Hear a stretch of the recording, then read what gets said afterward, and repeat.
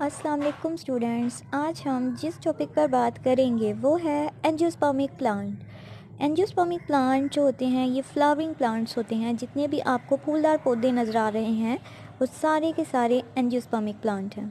इसके अलावा इनका जो सीड होता है वो इनक्लोज्ड होता है फ्रूट के अंदर। अब इसके प्लांट ऑर्गन्स की तरफ आ जाते हैं।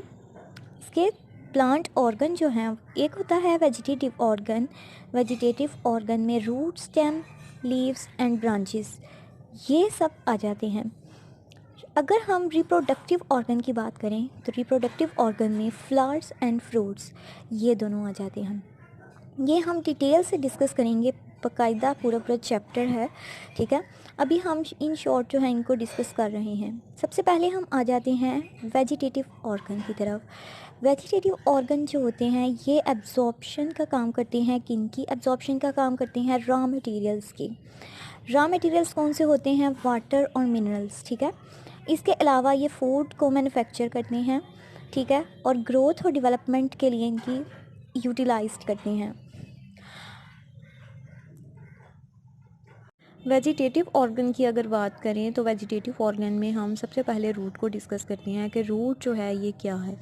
ये ग्रो करती है अंडर दी सॉइल, मट्टी के नीचे ये ग्रो करती है। इसके अलावा ये एंकर करती है प्लांट को। प्लांट को एंकर करने से मुराद ये है कि प्लांट जो आपको इरेक्ट नज़र आता है किसकी वजह से? मजबूती से, ठीक है। ये एंकर करती है, एंकर मतलब गाड़े रखती है प्लांट को मट्टी के अंदर। इसके अलावा ये non green part of the plant होती है और ये एब्जॉर्ब करती है मिनरल्स को एंड वाटर। फिर आ जाते हैं हम स्टेम की तरफ। स्टेम जो होता है ये एरियल एक्सिस बनाता है प्लांट का। इसके अलावा ये बियर करता है ब्रांचेस, लीव्स एंड फ्लावर्स, ठीक है। यानी कि बियर मतलब वैसे तो हम इसको कहते हैं कि ये बर्दाश्त करना होता है, लेकिन आप अगर देखें स्टेम जो होता है इसके ऊपर लीव्स भी होती हैं, ब्रांचेस भी हैं और इसके अलावा फ्लावर भी। नेक्स्ट इसका काम जो होता है, जो एब्जॉर्ब्ड मटेरियल होते हैं, कौन कौन से एब्जॉर्ब्ड मटेरियल हैं? जैसा कि हमने पीछे पढ़ा था कि एब्जॉर्ब्ड मटेरियल में हमारे पास वाटर और मिनरल्स आ जाते हैं। उनको ये ट्रांसपोर्ट करता है पूरी प्लांट की बॉडी तक। इसके अलावा लीव्स की तरफ अगर आ जाएं तो ये यूजुअली ग्रीन कलर के होते हैं, ठीक है। और इसके अलावा ये इसमें हम जो है नोड को डिस्कस करेंगे। इंटरनोड क्या होती है, पेटियोल क्या होती है।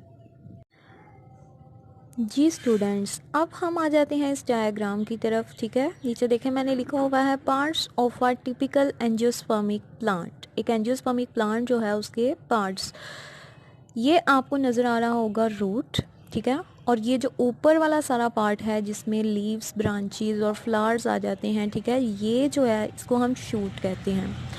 रूट जो होती है, सबसे पहले रूट को मैंने आपको थोड़ा सा शॉर्ट बताया था उसका, फिर मैं आपको यहाँ एक मरतबा एक्सप्लेन कर देती हूँ कि रूट के बारे में हमने पढ़ा था कि ये अंडर दी सॉइल, यानी कि ये मट्टी है, फ़र्ज़ करें मट्टी के नीचे जो है ये क्या करती है? ग्रो करती है। इसके अलावा ये एंकर करती है प्लांट को, जिस तरह का आपको प्लांट इरेक्ट बिल्कुल नज़र आ रहा है, मजबूती से मट्टी के अंदर गाड़े हुए है। इसके अलावा ये नॉन ग्रीन पार्ट होता है, ठीक है। और ये काम इसका क्या था कि ये एब्जॉर्ब करती है मिनरल्स और वाटर को मट्टी से, ठीक है। कुछ मिसालों में रूट जो है वो स्टोरेज ऑर्गन के तौर पर भी काम करती है, ठीक है। लाइक रेडिश जो है, रेफनस सेटिवस, इसमें ये जो स्टोरेज ऑर्गन के तौर पर भी काम करती है। अब हम नेक्स्ट आ जाते हैं स्टेम की तरफ। स्टेम प्लांट का एरियल एक्सिस बनाता है, ठीक है, हवाई महवर। इसके अलावा ये जो है इलोंगेट एक्सिस बनाता है with the help of terminal bud. ये टॉप पे जो एपिक्स पे बड मौजूद होगी इसे हम टर्मिनल बड कहते हैं, ठीक है। अब नेक्स्ट हम जो है इसका काम देख लेते हैं कि क्या है कि स्टेम जो है वो रिस्पॉन्सिबल होता है मटेरियल को एब्जॉर्ब करने में, और जब वो इनको एब्जॉर्ब कर लेता है तो देन वो क्या करता है? ट्रांसपोर्ट का काम करता है पूरी प्लांट की बॉडी तक। अब हम देखते हैं लीफ को। लीफ जो है वो यूजुअली ग्रीन इन कलर होते हैं, ठीक है। अब हम इसमें डिस्कस करेंगे सबसे पहले नोड को। जैसा कि आपको मैंने पहले बताया था, नोड को हम डिस्कस करेंगे। नोड जो है ये ध्यान से आपने सुनना है, ऐसी प्लेस जहाँ पे लीफ जो है वो स्टेम के साथ अटैच होता है, ठीक है।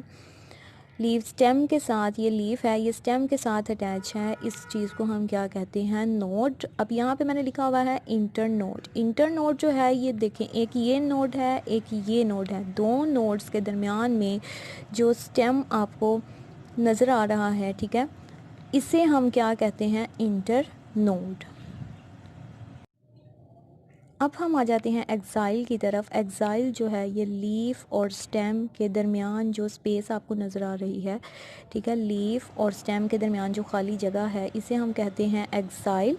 और इस एक्साइल के दरमियान में जो बड बनती है, उभार बनता है, इस बड को हम कहते हैं एक्सिलरी बड, जो एक्साइल के दरमियान में बनती है। यानी कि लीफ और स्टेम के दरमियान में जो बड बनती है, जो स्पेस है, ठीक है, उसके दरमियान में जो बड है उसे एक्सिलरी बड कहते हैं। अब ये जो लीफ है, लीफ की जो स्टाक है, ठीक है, स्टाक क्या है, डंडी, इसकी स्टाक को हम कहते हैं पेटियोल, ठीक है। और जो फ्लावर की स्टाक होती है इसे हम कहते हैं पेडंकल। ये डिफरेंस याद रखना है आपने कि जो लीफ की स्टाक है, लीफ की जो डंडी होती है उसे हम क्या कहते हैं, पेटियोल, ठीक है। और जो फ्लावर की स्टाक है उसे हम कहते हैं पेडंकल। अब नेक्स्ट हम आ जाते हैं, ये जो आपको ग्रीन कलर का एक्सपेंडेड पोर्शन नज़र आ रहा है, एक्सपेंडेड पोर्शन मीन के जो फैला हुआ हिस्सा है, ग्रीन कलर का वसी हिस्सा है, इसे हम कहते हैं लीफ ब्लेड और इसको लेमिना भी कहते हैं। अब दरमियान में आपको जो वेन्स नज़र आ रही हैं, इन वेन्स को हम कहते हैं मिडरिप, और इसके अलावा मीडियन वेन्स भी इनको कहा जाता है, ठीक है। इन वेन्स के अलावा और भी छोटी छोटी वेन्स होती हैं, अगर आप लीफ पकड़ कर देखें, ठीक है जी। तो स्टूडेंट्स, आई होप आप लोगों को अच्छे से समझ आ चुकी होगी। आज मैंने बिल्कुल शॉर्ट फॉर्म में आपको सबके बारे में थोड़ा सा समझाया है, ठीक है। तो प्लीज़ हमारे चैनल को सब्सक्राइब करें, लाइक करें एंड शेयर करें। थैंक्स।